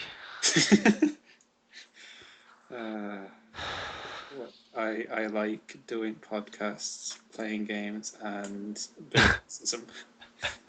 You're like my recruiter. What are your hobbies? It's like excellent small talk. That's what he said as small talk. What are your hobbies? A bit of the old racism. Yeah, So I hope what you said. sorry. I hope that is what you said. Um, so Yeah, and then you kind of like just gauged his response, like to see if he was laughing, or and if he started laughing, you could pretend it was like a joke. But then, like if said, ah, yeah, you could pretend like no, I was serious. I'm really racist. yeah. Um, So you could gauge his reaction and see, like, are you racist too? That's what they do. In all seriousness, I think that's where racists have gone now. They've gone in the closet, so they have to kind of, slyly bring people into conversations that at first seem innocuous, but then the person like realizes yeah, the sleight of hand the person has performed. it's like they could start out saying something innocuous, like you say, like, what do you think of that rap music? Yeah, I don't like that rap music, and then if they're on your side, then you get the heavy stuff. yeah, Like, did you ever notice how all the crimes that kind of stuff? yeah. There um, was no AIDS in this country before the blacks came over. It's like, congratulations, you're ignorant. yeah, it's like shut up, but Yeah, happily, social pressure is making them shut up. yeah, Like exactly. we're reaching the critical mass where like people no longer feel comfortable just like being casually racist. Yay. That's progress Yay, right there. progress. Oh Very yes. tiny incremental progress. Anyway, I, Bioshock Infinite was something. it portrayed racism well. Uh, yeah, and with the religion stuff as well. I liked. I heard some criticism saying like, oh, the Comstock, he's like a foaming zealot, but all the other people, they're not. They're all the other people are just normal. Like that's really what religion is like. Like one Uh-huh. charismatic leader who like brainwashes like the normal people. Okay. Uh, yes. I mean, we can get into it, but frankly, like when I played the game through first, spoiler, we're spoiling everything. we're yeah we are. when I played the game through first, I really liked the ending, But when I played it through, and I had a theory about Comstock, about why he did what he did, because he seemed like kind of a cartoon villain to me, where it's like he's racist. Why is he racist? There's no real good reason. Like one time he was mistaken for a Native American and just became incredibly sensitive and overreacted, to put it mildly. He slaughtered all the Native Americans to prove that he wasn't Native American. Yeah, we've all been there. Many times. And and so like that seems to have like created his racism or something. I mean, and I thought like that's just cartoonish, that's stupid. Um, so I had a theory that actually Comstock had been Booker and had given away Elizabeth and was then trying to undo that mistake by getting her back. But the only way he could do that is by taking her. And so, like creating the cycle, you know? Uh, So he gave so Elizabeth, basically, was your theory the actual thing that happened in the game, basically? no, no, no. Um, Comstock never had Elizabeth. Okay. He stole Elizabeth from Booker. Okay. Oh, I see. Okay.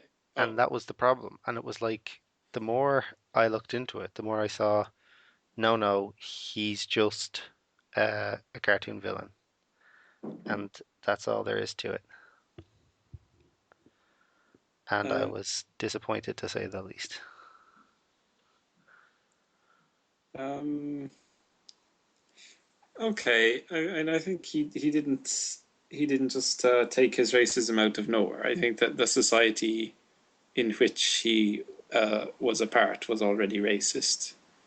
Um, the society the society kind of created him. Uh, I mean, but the people in that society weren't going around like committing mass murder. It's like it just came across in the end as like bad 80s film. Okay, maybe. He's a crazy killer just because he is.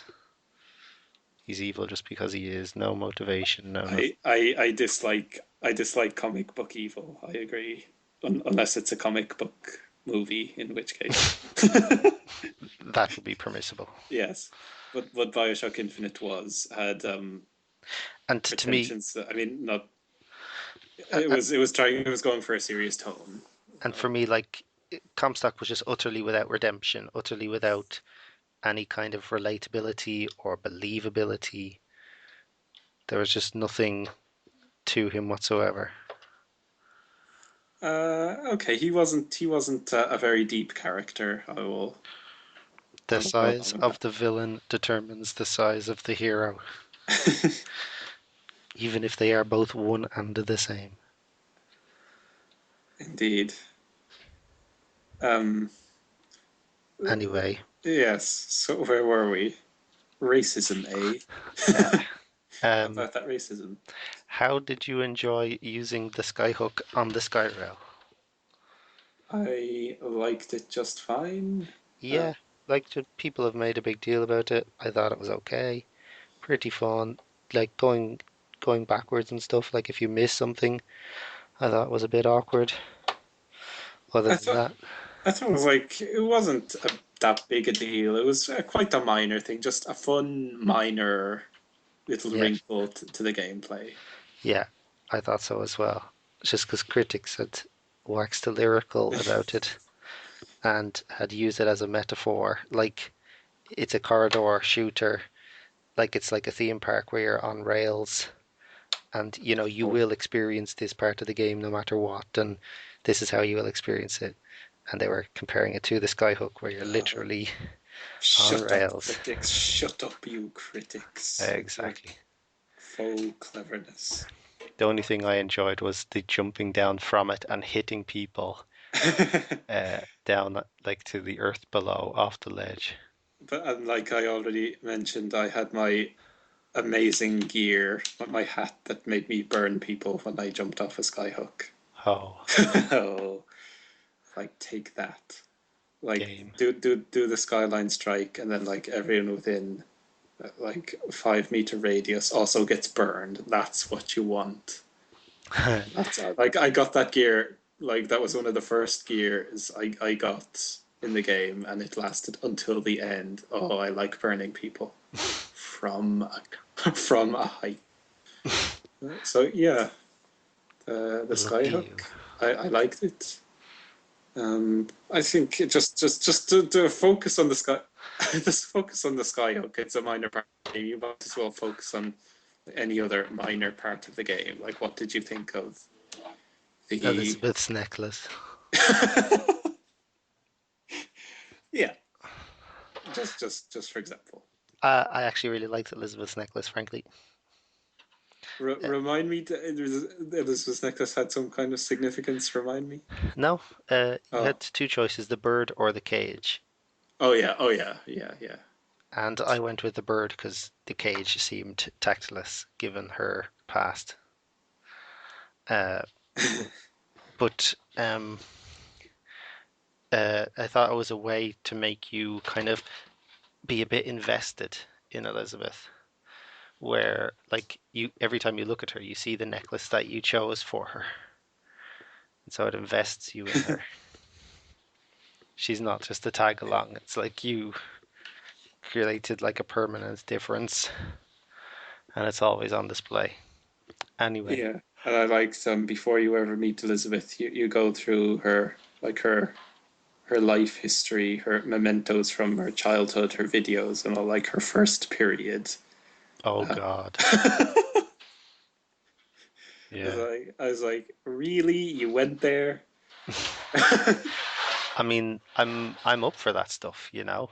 Like if the game wants to get serious and dark, I'm up for it. But and I think to be honest, like a lot of audience members wouldn't understand that word, like whatever it was. I had to look it up. Oh, Menage, Yeah, however you pronounce it. yeah, exactly. Um, and uh, yeah, like I'm up for serious stuff like that. But then what took it away from me was there was so much like the gameplay wasn't particularly serious. Oh yeah, just slaughtering dozens of people and then Wave after wave,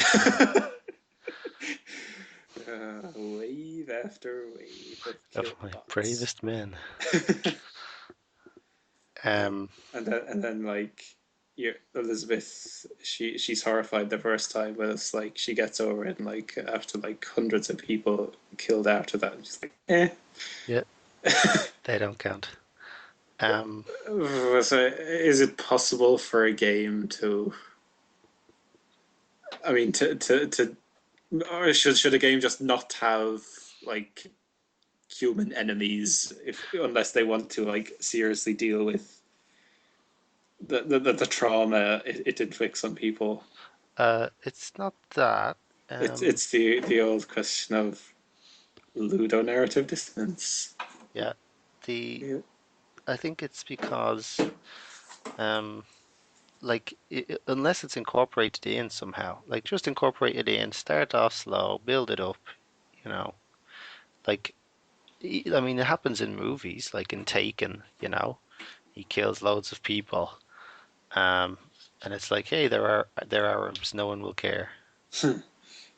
But you know, like they're like they've before then they established a kidnap, then they establish the drugging, then they establish the sex trafficking, you know, then they establish like marrying her to a big fat billionaire who will like rape her for the rest of her life or his life, whichever comes first. You know, like you're given some leeway. Like you're like, yeah, you know, kill the bastards.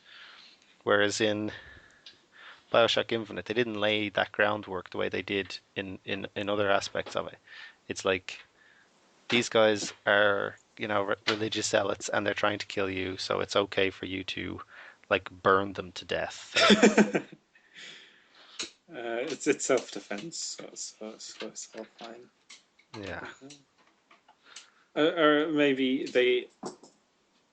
it should have like hardened Elizabeth. I mean, she was still basically cheerful and optimistic at the end as she was before she saw all the people being burned to death. And there could also be like gradients to it where she like at first is shocked and then after a while like you see her becoming accustomed to it Yeah, as opposed to just from 0 to 100 in or one she's just shocked single the step. first time, and then like it's never mentioned again. You mean like what they did? I mean, like what they did. Yes. Ah, okay. Just making sure.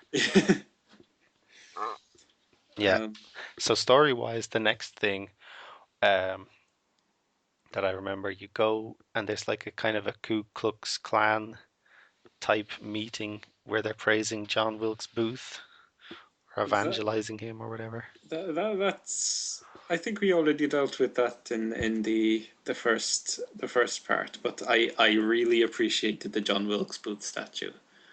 Why Um, so? no particular reason. I just saw that statue as like John Wilkes Booth. Oh, that's good. That's Like an alternate like they're history they're and they're stuff. kind of creating, yeah, they're creating their own mythology out of like real life history, uh, Um, which I liked.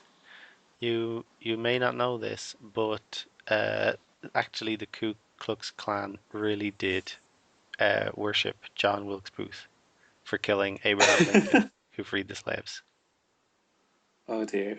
Yeah, I mean, I don't Okay, know if they I didn't. erected statues and things, but yeah. Okay, I didn't know he actually was revered so highly Uh, I among I'm not sure if certain. he was, but uh, yeah, he, I think he like they didn't build statues to him or whatever. But anyway, He was just kind of like admired. Okay, yeah, he killed the N-word lover Lincoln. okay. So then you have, yeah. So we were at Monument Island, and I remember you go in and you find like masks and stuff of the enemies you've been killing. Do you remember that? Uh, This is when you find Elizabeth. Finding masks of enemies. Was that at this point of the game where you go in and you're finding like costumes and the stuff that the enemies wear? Oh, maybe it's not there. No, maybe it's later that on. that's not ringing a bell for me. Like, was it just a background thing? Uh, No, I Maybe I think it missed was it. just no, no. Okay, so I think we stopped when Elizabeth hits you with the book or something, and then Skybird starts Oh trying yeah, to Elizabeth. get in. Yeah, Okay, Songbird. Songbird, whatever. Uh, And then she's dancing on the beach, Skybird. Oh yeah, we'd got to the dancing on the beach. and how she should be reserved and Imagine traumatized. those. Like, you heard about those women who've recently been freed from 30 years of slavery. Like, imagine them like getting out in 5 minutes later. Ah, they're dancing on the beach. Yeah. No. And actually, when you're running around, you see the interracial couple, and they're happy. They're not Oh, like yeah, resting on the bed anymore. they say thank you to you. Yeah, And did you appreciate the Cyndi Lauper fairground music? I Tell did. me you appreciated the Cyndi Lauper. I appreciated the hell out of that one. Oh yes, it's I like that music sounds kind of familiar. Oh God, it's Cindy. I just I wonder if younger gamers would have gotten some of those references though. And I didn't really understand it at first, like how that music is there. Like what are they doing? What are the developers doing or something? But I did like the signs around the beach, like mind your manners. It's like the sign down on my high street, commit no nuisance. I think that the beach is where you first heard people chatting about Finkton. I think you heard some casual conversation like, I I love how clean this beach is or something, and they said, well, this isn't Finkton or something like Ah, that. okay. It's like segregation. Yay. Um, and then I think you're trying to get out of there and taking like an airship or something, and you go to buy your ticket in the station. Oh yes. An incredibly memorable moment in the game. Uh, oh yeah. After you listen to the adorable yet sinister Dimwit and Juke Ah, yes. puppets, but uh, yeah, I like the propaganda aimed at children. Got to recruit them young. But yes, anyway, back to the memorable buying tickets Yeah, choice. I loved how like the music stopped. It's very like it just becomes very atmospheric, and you just hear the clock in the background. They continued the time motif, and and and then the choice, right, what the choice was, do you play it cool, or do you just basically attack the guy and just get his ticket or whatever. um and what did you do? I I basically just tried to act normal, and then he stabbed my hand. I know that was an unbelievable moment. Yeah.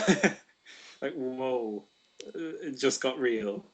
Yeah, um so you also made the same choice then? yeah. Oh, it's like the entire rest of the game you go around with this bandage on your hand. It's like as a constant reminder of being stabbed in your hand. And yeah, I just didn't really understand. I didn't see it coming. Like I didn't really understand what was happening. But I liked how they did that. I liked how they tried to convey that sense of foreboding, like something's going to happen. But they didn't do it again, so I never got my guard up. I would have to replay the game. It's like before you get to the ticket guy, you see these people like acting, I saw that they're all kind of trying to blend it. Yeah, shifty and yeah, trying to act suspiciously normal. yeah, Um, like looking at you from over their newspaper. yeah, Yeah. I didn't really think, oh my god, they're stalking me. But Mhm. like in hindsight, yeah, that was weird. Yeah. I would have to. Yeah, I liked it. I think they did it well. Like it's a good Yeah, translation from how that scene would be in a movie or in a book to a game. The music yeah, yeah. changing and stuff. Yeah. Well, Well, there you go. the music changes in the book. Yeah. But anyway, that, so you get uh, so at that, is that after that point is when you board the airship, and I you think. try to deceive Yeah. Elizabeth. Yeah. Did something happen in between? Uh, No, I think that's pretty much it. You can loot, the stuff and everything. Like I think you can play the game in two different ways, and one is like you can just go what around. about the whole journey to the Hall of Heroes? That What was that before? Hello. uh, yeah. Oh, sorry. I Um, thought you could have. you, I think we did the Hall of Heroes already, did we not? I don't think we did. Okay, remind me. You have to find the shock jockey to activate some kind of, what do you call it, elevator thing, kind of funicular. What do you call Oh, it? yes, yes. Yeah, Um, funicular. Yeah. so you need to go into the Hall of Heroes to acquire said shock Okay. jockey, Yeah. um, where you meet Commander Slate and get some backstory on Booker. So Slate then, Commander Slate. Hello? Yeah, I just don't know what to say. I don't know, don't remember. I remember Slate. I don't know if it was here or later on that you found him dead or dying. You find him dying, and then you have the option to leave him be or put him out of his misery. Okay. And Elizabeth says, like, if you leave him be, then they'll find him, and like his fate will be worse than death. So I just decided to just leave him be. I don't remember. Did you meet him later on in the prison cell? Yeah. I meant, Then you left him alive then. okay. And I think I let him burn to death as well. Was it that guy or a different guy? The guy with I think he had an eye patch. Uh, The guy you Perhaps. you meet him later in the prison cell. He's kind of catatonic. Okay. So I then at that point, seeing what he had turned into, I just decided to like put him out of misery at that point, and Elizabeth was like, "Oh well, I guess that's what he would have wanted." But the, Oh, the guy who burned to death. Are you thinking of like the gunsmith? perhaps. Yeah, perhaps. Okay. It sounds like you weren't really invested in this whole Oh, I played it a section. while ago. I mean, to be honest, a lot of the stuff was like, can't I just get to the next part Okay. already? I just wanted to move on because there was a lot of like before being transported to the revolution time or revolutionary type of universe where they were in revolt. Oh Um, yeah. it it seemed like this is going to last forever. It kind of seemed like they were treading water for a while. Yeah, Uh, um, so so yeah, you get on the airship then and put in your coordinates without realizing that Elizabeth knows what you're up to. yeah, Uh, so then you get separated. yeah. Uh, and various stuff happens. Okay, so then you do the airship. So, yes, various stuff does happen. You acquire more guns. There are more safes. I think there are locks to be picked by Elizabeth.